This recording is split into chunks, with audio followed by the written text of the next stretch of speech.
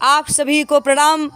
मैं जया भारत जिला संत कबीर नगर से आज कहना चाहती हूँ, सब विद्या पढ़ो सुविचार करो, बल पाई चढ़ो नित ऊपर को, अविरुद्ध रहो रिज पंथ गहो, परिवार कहो वसुधावर को। सारे लोग विद्या को पढ़ो, आगे बढ़ो।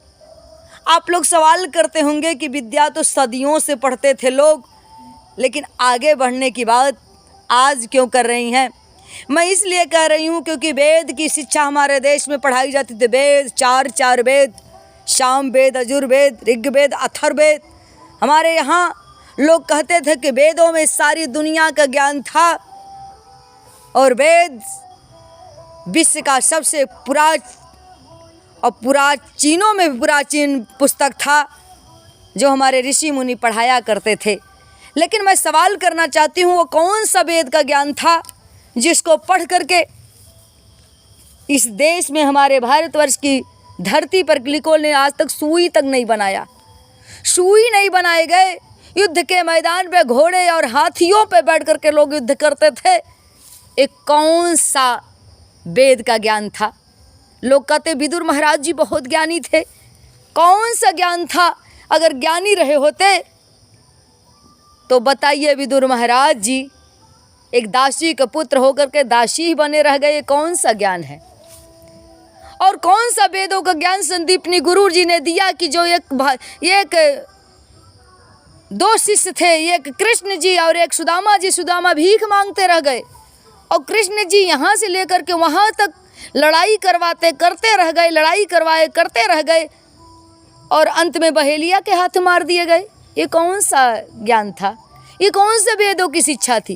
ये कौन से वेदों की शिक्षा थी सदियों से, जिस वेद को पढ़ करके एक भाई जुआ खेलता है और दूसरा भाई दूसरे के पत्नी को बीच मंच पे ला करके घर की इज्जत और सम्मान को नीलाम करता है, वस्त्रहरण करता है।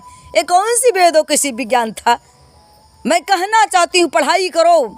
मैं पढ़ाई का, मैं शिक्षा का बहुत ज़्यादा समर्थन करती हूँ। मैं कहती हूँ सब विद्या पढ़ो सुविचार करो, बल पाई चढ़ो नित ऊपर को, अविरुद्ध रहो रिज पंथ कहो, परिवार कहो वसुधावर को। आप सभी लोग पढ़ो और सारे दुनिया को अपना समझो। वर्ड फैमिली वसुधैव कुटुंबकम का सिद्धांत अपनाओ। लेकिन ऐसी शिक्षा मत पढ़ना जिसमें एक भाई जुआ खेलता हो और दूसरा भाई जुए पर हार जाता हो और एक भाभी जो खानदान की रहती है उसको निष्वस्त्र पूरे मंच के सामने किया जाता हो। ये कौन सी वेदों की पढ़ाई है?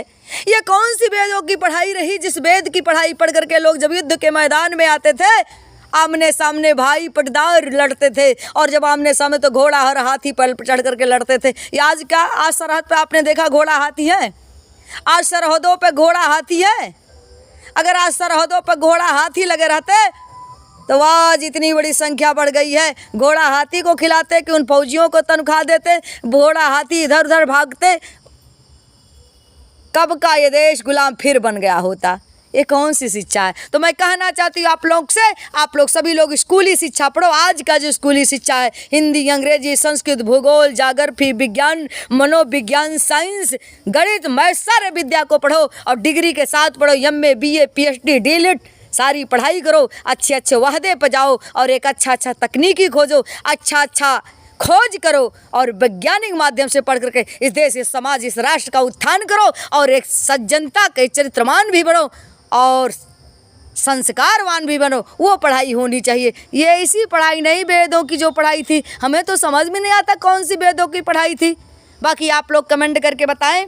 वीडियो ज़्यादा बड़ी हो जाएगी, आप लोग देख नहीं पाते हैं, इसलिए मैं छोटे में बना रही हूँ। मंचों पर इसका व्याख्या कर दूँगी कि आप लोग पढ़ाई स्कूली करिए, कॉलेज की करिए, विज्ञान की पढ़िए, साइंस पढ़िए, गणित पढ़िए, मैथ पढ़िए।